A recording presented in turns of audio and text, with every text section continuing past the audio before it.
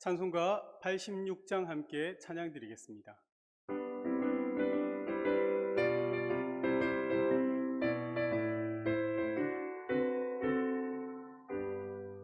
내가 늘 의지하는 예수, 나의 상처 입은 심령을 불쌍하게 여기사 위로하여 주시니 미쁘신 나의 좋은 친구. 내가 의지하는 예수, 나의 사모하는 친구. 나의 기도 들으사 응답하여 주시니 미쁘신 나의 좋은 친구. 주의 손 의지하고 살 때 나를 내할 자가 없도다. 주님 나의 마음을 크게 위로하시니 미쁘신 나의 좋은 친구. 내가 의지하는 예수, 나의 사모하는 친구. 나의 기도 들으사 응답하여 주시니 미쁘신 나의 좋은 친구. 내가 요단강 건너가며 마음이 두려워서 떨 때도 주가 인도하시니 어찌 두려워하랴. 미쁘신 나의 좋은 친구. 내가 의지하는 예수, 나의 사모하는 친구. 나의 기도 들으사 응답하여 주시니 미쁘신 나의 좋은 친구. 이웃 천국에 올라가서 모든 성도들과 다 함께 우리들을 구하신 주를 찬양하리라. 미쁘신 나의 좋은 친구. 내가 의지하는 예수, 나의 사모하는 친구. 나의 기도 들으사 응답하여 주시니 미쁘신 나의 좋은 친구. 아멘. 오늘 우리에게 주시는 하나님의 말씀은 시편 7편 1절에서 5절까지의 말씀입니다. 우리 시편 7편 1절과 5절까지의 말씀을 한 목소리로 함께 하나님께 올려드리겠습니다. 여호와 내 하나님이여, 내가 주께 피하오니 나를 쫓아오는 모든 자들에게서 나를 구원하여 내소서. 건져낼 자가 없으면 그들이 사자같이 나를 찢고 뜯을까 하나이다. 여호와 내 하나님이여, 내가 이런 일을 행하였거나 내 손에 죄악이 있거나 화친한 자를 악으로 갚았거나 내 대적에게서 까닭없이 빼앗았거든 원수가 나의 영혼을 쫓아잡아 내 생명을 땅에 짓밟게 하고 내 영광을 먼지 속에 살게 하소서. 아멘. 살면서 억울한 일 한두 번 당하지 않는 사람은 아무도 없을 겁니다.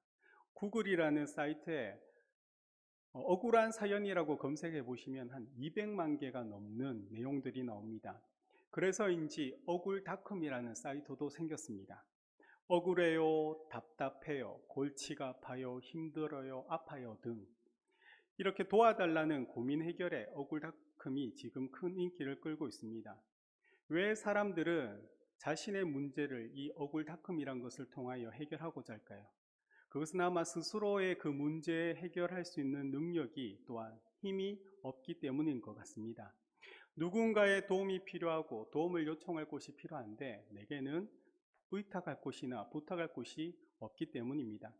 그러다 보니 이 억울닷컴이란 것을 통하여 전문인들의 도움을 듣고 또 그 일을 진행할 수 있어서 아마 이 사이트가 인기를 끌고 있습니다.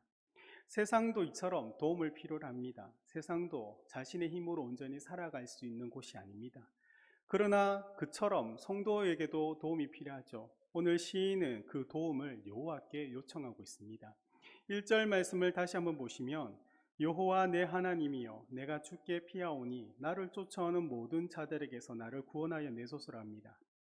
이 시인은 다윗입니다. 다윗은 여호와 내 하나님이여 라고 직접 부르며 그분께 도움을 요청하고 있습니다. 시인은 지금 어떤 이유인지는 모르지만 원수에게 쫓기고 있는 듯합니다. 그는 자신을 쫓는 자로부터 건져달라고 주님께 요청합니다.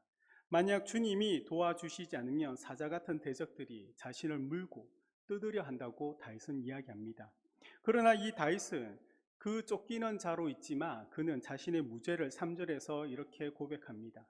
또한 자신이 만일 이런 일들을, 자기가 쫓기는 이후의 일들을 행하였다면 심판과 저주가 온전히 자신에게 임할 것이라며 자신의 무죄와 그 억울함을 이야기합니다.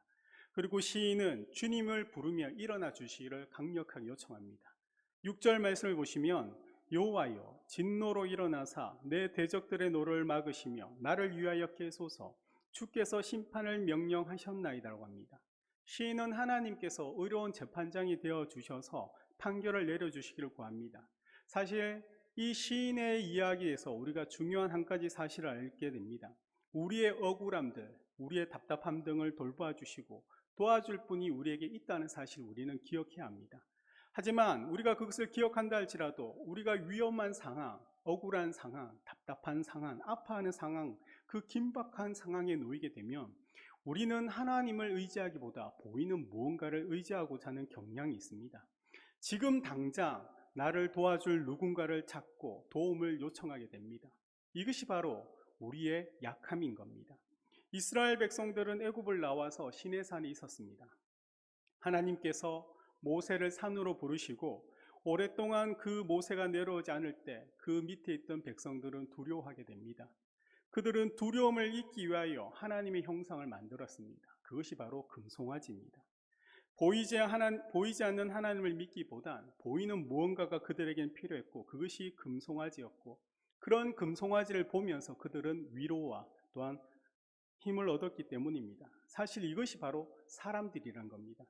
우리는 보이지 않는 하나님보다 하나님을 믿고 신뢰하기보단 보이는 무언가를 의지하는 경향이 있습니다. 그래서 이 세상에서 하나님의 축복과 하나님의 보호와 하나님의 인도의 그 근거가 돈이자 권력, 또 이 땅에서 풍족한 삶, 큰 집, 그런 것들로 하나님께서 나를 지금 축복하고 있다고 성도들이 생각하는 것 같습니다. 하나님을 이 세상을 무언가를 얻기 위한 그 수단과 도구로 생각하고 사용하는 것입니다. 이것이 우리의 죄성입니다.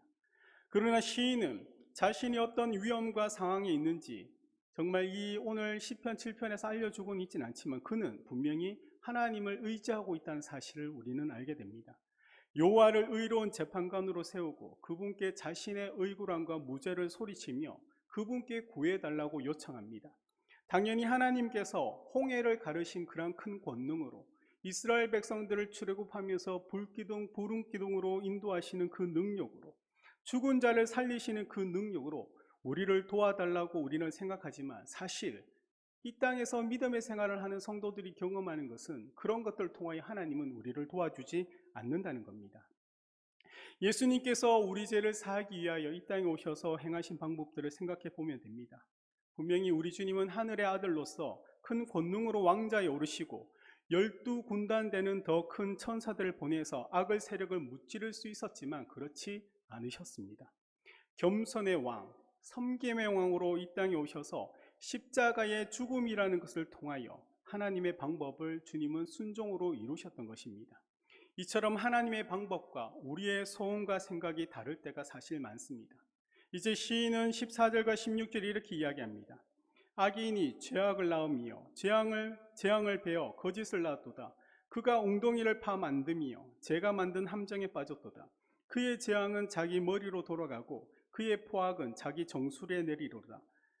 하나님은 우리의 피난처시며 환난 중에 만날 큰 도움이란 사실을 우리는 알고 있습니다. 또한 그분의 행하시는 방법은 사실 우리가 알고 있는 방법을 넘어서는 일들이 우리 삶에 많이 있습니다.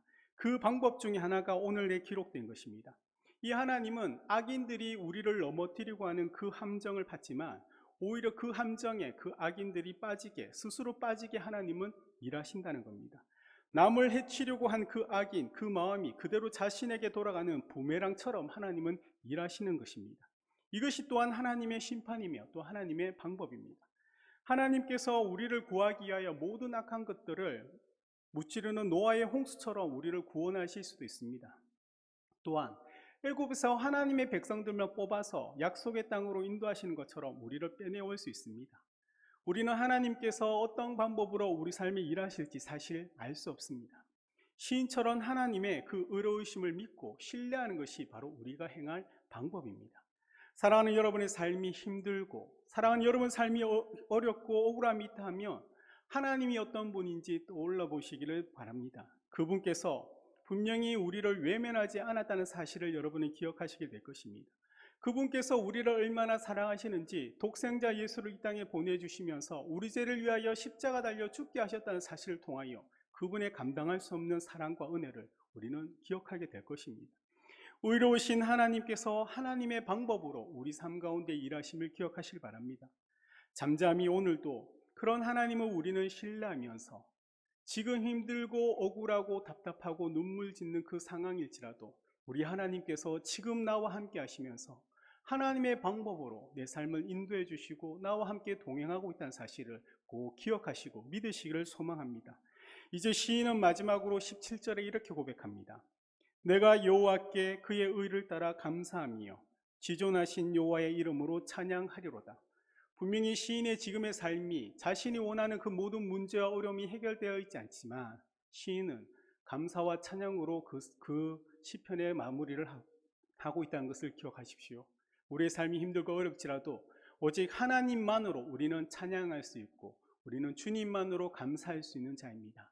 우리의 힘과 우리의 능력을 넘어서는 그 모든 문제 앞에서 우리 하나님은 우리와 동행하시면서 우리 성령께서 우리의 삶을 인도하고 있다는 사실을 꼭 기억하실 바랍니다. 그러한 믿음으로 오늘 하루도 승리하시는 여러분 되시기를 우리 구주 예수님의 이름으로 축복드립니다. 이 시간 교회를 위해서 또한 대구와 나라와 민족을 두고 우리 다 같이 주의 이름으로 합심하여 통성으로 기도드리겠습니다.